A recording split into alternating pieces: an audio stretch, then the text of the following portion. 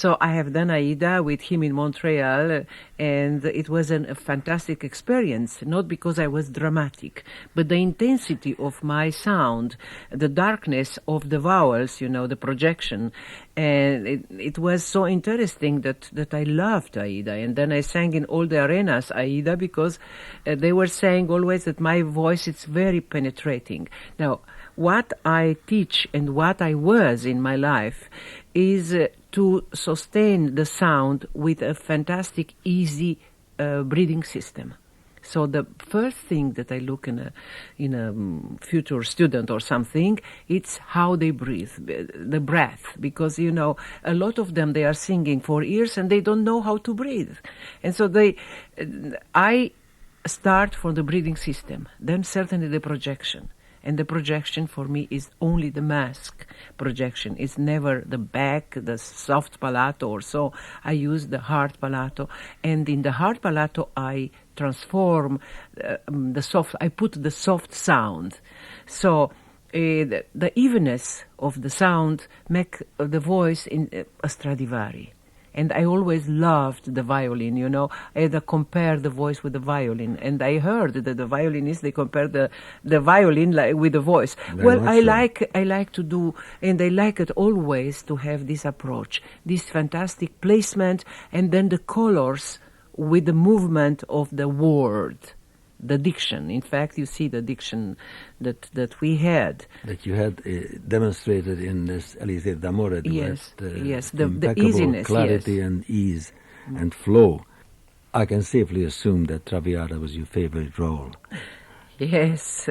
Well, I had a lot of other roles, certainly, but I was always asked all around the world, in all the capital in Europe and South America and in South Africa. I was in England. I had a tournée in all the, I think, 30 towns in England with Traviata and Bohème. And it's a problem role for several singers who may not have the fioritura for the first act, but yes. with you that was not a problem because that's how you started out, right? Exactly. This was my easiness, you know, to have this kind of lightness in the first act and then more dramatic sound in the second and the fourth. And I have to say, I had great colleagues before me to sing Traviata, and I was inspired by their Traviatas. Even Miss Albanese, that I heard her, she inspired me so much, especially for Butterfly. You know, we had friends in common, and they spoke to me about her Butterfly. So when I had the possibility to see her, I was enchanted, and I was inspired. I had my debut in in Butterfly in Venice much later, the Traviata. So, because Butterfly is a very, very difficult and hard opera, even more the Traviata sometimes, because you have so many intensities. Yes. And Puccini wrote with his heart on the lips, you know, so you have to give so much that you have to be very careful. I was told by singers, and I don't remember, I don't want to misquote them, famous singers who would not do Butterfly for fear that they would go out of control on stage emotionally. Yes. It's very dangerous. A lot of singers that I heard in my life, starting with Butterfly very young, they lost their voices in 4 or 5 years. Because they when you are very young, you don't know how to control so well everything.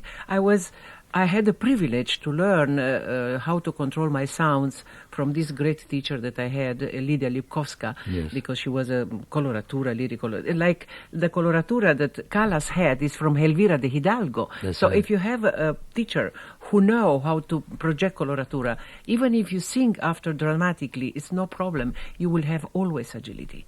Yes. Just in these days, I was giving the lessons to some coloratura, then some dramatic, then some Wagner and Mozart and tenors and they were astonished how easy was everything that I showed them, you know. Yes. Now my voice, it's only for my students. Yes. But it's incredible how easy I can pass from coloratura and agility to the dramatic sound for Wagner, you know. And you also told me before we went on the air that you teach a lot of Mozart. even though you yes. sang Mozart for very me, rarely. for me, I start overall with Handel and Mozart for the young voices. Certainly the aria antica and all the small arietas. But then, if you sing well, Handel and Mozart, then we pass to Then you're Bellini ready to go after. on to the next, Yes, next step. absolutely. Well, to conclude musically this hour, I'm turning to another highly dramatic role, and that is, well, dramatic spinto role, if I might specify it a little bit further, and that of Puccini's Manon Lescaut. I imagine you must have done that a lot too. Yes. I had my debut in Manon in '66, just in Florence after the flood that we had in Florence. Yes. And I remember with all the chairs around and still the mass, and the difficulties that it was at that time. And then I sang a lot of Manon Lescaut. Well, this is a record that I have done before my debut in Manon. And when I had my debut in Manon Puccini, my voice was a little bit more dramatic than it's here, you see, because I start to sing a little bit more lyrico spinto. But in the same time, I was singing Traviata and Lucia and all those things. Yes. Till my Aida. When I start Aida, then I stopped You gave up coloratura. the coloratura Yes. parts, yes. Well, that's also quite Yeah, natural. But certainly my voice was darker and with much... In the records, they always stopped my vibrations because it was too much intensity. In the time, that we had not these fantastic machineries that we have now. Yes, for the early microphone technique, they were worried Yes. about the Well, breakup. I'm sorry that I have only one life, Zaza Gabor wrote a book that it's not enough a life for things, but Well, now for me it's not enough a life to sing again. Put quite a bit of activity into that one life. Let me ask you, are there any regrets? Well, certainly some of the regrets. I regret that I didn't sing Norma. I regret that I had not another child. To have a daughter could have been nice. And I regret that my husband left me Naturally.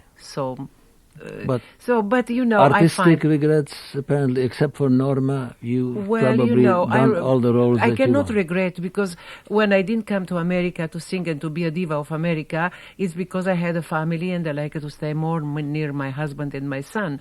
So it was a decision. You have to know to choose in the life what you like to do. Right. And I think that I don't regret anything. I like Good. only to have another life. Yes.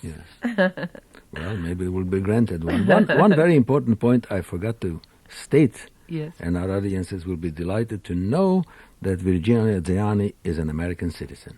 Well, 6 months ago I became an American citizen and I feel a new young girl now to start a new life, but always teaching. Good for you and congratulations. Thank and it's you. been my I'm great very joy proud. and pleasure to I will- spend this hour with you, and I look forward to meeting you either here or in Bloomington very soon. I hope to see you really very soon. Thanks again.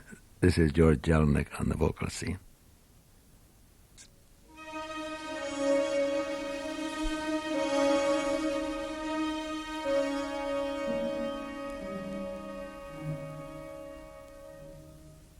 Oh mio babbino caro, mi piace